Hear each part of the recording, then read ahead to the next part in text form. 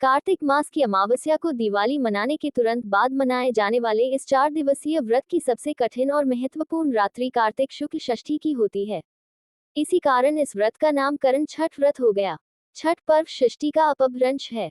सूर्य षष्ठी व्रत होने के कारण इसे छठ कहा गया है। इस पर्व को वर्ष में 2 बार मनाया जाता है, पहली बार चैत्र में और दूसरी बार कार्तिक में। चैत्र शुक्ल पक्ष षष्ठी पर मनाए जाने वाले छठ पर्व को चैती छठ व कार्तिक शुक्ल पक्ष षष्ठी पर मनाए जाने वाले पर्व को कार्तिकी छठ कहा जाता है। पारिवारिक सुख समृद्धि तथा मनोवांछित फल प्राप्ति के लिए यह पर्व मनाया जाता है। छठ पर्व परंपरा। ये पर्व 4 दिनों तक चलता है। भैया दूज के तीसरे दिन से यह आरंभ होता है। पहले दिन सेंधा नमक, घी से बना हुआ अरवा चावल और कद्दू की सब्जी प्रसाद के रूप में ली जाती है। अगले दिन से उपवास आरंभ होता है। इस दिन रात में खीर बनती है। व्रतधारी रात में ये प्रसाद लेते हैं। तीसरे दिन डूबते हुए सूर्य को अर्घ्य यानी दूध अर्पण करते हैं। अंतिम दिन उगते हुए सूर्य को अर्घ्य चढ़ाते हैं। इस पूजा में पवित्रता का ध्यान रखा जाता है। लहसुन प्याज वर्जित है।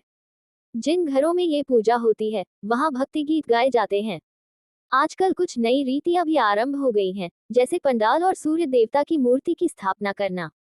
उस पर भी रोशनाई पर काफी खर्च होता है और सुबह के अर्घ्य के उपरांत आयोजनकर्ता माइक पर चिल्लाकर प्रसाद मांगते हैं। पटाखे भी जलाए जाते हैं। कहीं कहीं पर तो ऑर्केस्ट्रा का भी आयोजन होता है, परंतु साथ ही साथ दूध, फल, उदबत्ती भी बांटी जाती है। पूजा की तैयारी के लिए लोग मिलकर पूरे रास्ते की सफाई करते हैं। पहला दिन नहाय खाय। पहला दिन कार्तिक शुक्ल चतुर्थी नहाय खाय के रूप में मनाया जाता है। सबसे पहले घर की सफाई कर उसे पवित्र बना लिया जाता है। इसके पश्चात छठव्रती स्नान कर पवित्र तरीके से बने शुद्ध शाकाहारी भोजन ग्रहण कर व्रत की शुरुआत करते हैं। घर के सभी सदस्य व्रती के भोजनोपरांत ही भोजन ग्रहण करते हैं। भोजन के रूप में कद्दू दाल और चावल ग्रहण किया जाता है। ये दाल चने की होती है।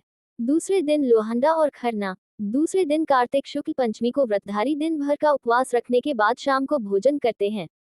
इसे खरना कहा जाता है। खरना का प्रसाद लेने के लिए आसपास के सभी लोगों को निमंत्रित किया जाता है। प्रसाद के रूप में गन्ने के रस में बने हुए चावल की खीर के साथ दूध, चावल का पिट्ठा और घी चुपड़ी रोटी बनाई जाती है। इसमें नमक या चीनी का उपयोग नहीं किया जाता है।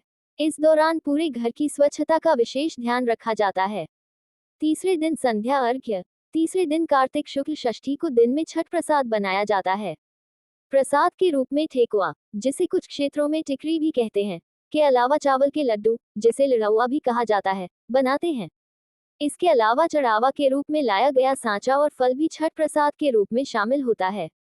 शाम को पूरी तैयारी और व्यवस्था कर बांस की टोकरी में अर्घ्य का सूप सजाया जाता है और व्रती के साथ परिवार तथा पड़ोस के सारे लोग अस्ताचलगामी सूर्य को अर्घ्य देने घाट की ओर चल पड़ते हैं। सभी छठव्रती एक नियत तालाब या नदी किनारे इकट्ठा होकर सामूहिक रूप से अर्घ्य दान संपन्न करते हैं।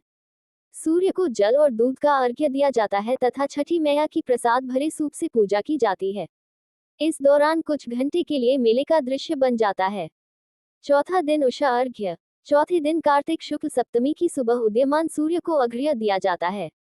व्रती वही पुनः इकट्ठा होते हैं जहां उन्होंने शाम को अर्घ्य दिया था। पुनः पिछले शाम की प्रक्रिया की पुनरावृत्ति होती है।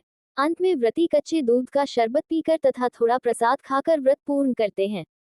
छठ व्रत। छठ उत्सव के केंद्र में छठ व्रत है, जो एक कठिन तपस्या की तरह है। ये प्रायः महिलाओं द्वारा किया जाता है, किंतु कुछ पुरुष भी यह व्रत रखते हैं। व्रत रखने वाली महिला को परवैतिन भी कहा जाता है। 4 दिनों के इस व्रत में व्रती को लगातार उपवास करना होता है। भोजन के साथ ही सुखद शय्या का भी त्याग किया जाता है। पर्व के लिए बनाए गए कमरे में व्रती द्वारा फर्श पर एक कंबल या चादर के सहारे ही रात बिताई जाती है। इस उत्सव में शामिल होने वाले लोग नए कपड़े पहनते हैं, पर व्रती ऐसे कपड़े पहनते हैं जिनमें किसी प्रकार की सिलाई नहीं की होती है। महिलाएं साड़ी और पुरुष धोती पहनकर छठ करते हैं। शुरू करने के बाद छठ पर्व को सालों साल तब तक करना होता है जब तक कि अगली पीढ़ी की किसी विवाहित महिला को इसके लिए तैयार न कर लिया जाए। घर में किसी की मृत्यु हो जाने पर यह पर्व नहीं मनाया जाता है। ऐसी मान्यता है कि छठ पर्व पर व्रत करने वाली महिलाओं को पुत्र रत्न की प्राप्ति होती है। पुत्र की चाहत रखने वाली और पुत्र की कुशलता के लिए सामान्य तौर पर महिलाएं यह व्रत रखती हैं, किंतु पुरुष भी यह व्रत पूरी निष्ठा से रखते हैं। छठ पूजा का पौराणिक महत्व। छठ पूजा की परंपरा और उसके महत्व का प्रतिपादन करने वाली अनेक पौराणिक और लोक कथाएं प्रचलित हैं। रामायण की मान्यता। एक मान्यता के अनुसार लंका विजय के बाद राम राज्य की स्थापना के दिन कार्तिक शुक्ल षष्ठी को भगवान राम और माता सीता ने उपवास किया और सूर्यदेव की आराधना की। सप्तमी को सूर्योदय के समय पुनः अनुष्ठान कर सूर्यदेव से आशीर्वाद प्राप्त किया था। महाभारत की मान्यता। एक अन्य मान्यता के अनुसार छठ पर्व की शुरुआत महाभारत काल में हुई थी। सबसे पहले सूर्यपुत्र कर्ण ने सूर्य देव की पूजा शुरू की। कर्ण भगवान सूर्य का परम भक्त था। वह प्रतिदिन घंटों कमर तक पानी में खड़े होकर सूर्य को अर्घ्य देता था। सूर्य की कृपा से ही वह महान योद्धा बना था। आज भी छठ में अर्घ्य दान की यही पद्धति प्रचलित है। कुछ कथाओं में पांडवों की पत्नी द्रौपदी द्वारा भी सूर्य की पूजा करने का उल्लेख है। वे अपने परिजनों के उत्तम स्वास्थ्य की कामना और लंबी उम्र के लिए नियमित सूर्य पूजा करती थी। पुराणों की मान्यता। एक कथा के अनुसार राजा प्रियव्रत को कोई संतान नहीं थी। तब महर्षि कश्यप ने पुत्रेष्टि यज्ञ कराकर उनकी पत्नी मालिनी को यज्ञाहुति के लिए बनाई गई खीर दी। इसके प्रभाव से उन्हें पुत्र हुआ, परंतु वह मृत पैदा हुआ। प्रियव्रत पुत्र को लेकर शमशान गए और पुत्र वियोग में प्राण त्यागने लगे। उसी वक्त भगवान की मानस कन्या देवसेना प्रकट हुई और कहा कि सृष्टि की मूल प्रवृत्ति के छठे अंश से उत्पन्न होने के कारण मैं षष्ठी कहलाती हूँ। राजन, तुम मेरा पूजन करो तथा और लोगों को भी प्रेरित करो। राजा ने पुत्र इच्छा से देवी षष्ठी का व्रत किया और उन्हें पुत्र रत्न की प्राप्ति हुई। ये पूजा कार्तिक शुक्ल षष्ठी को हुई थी।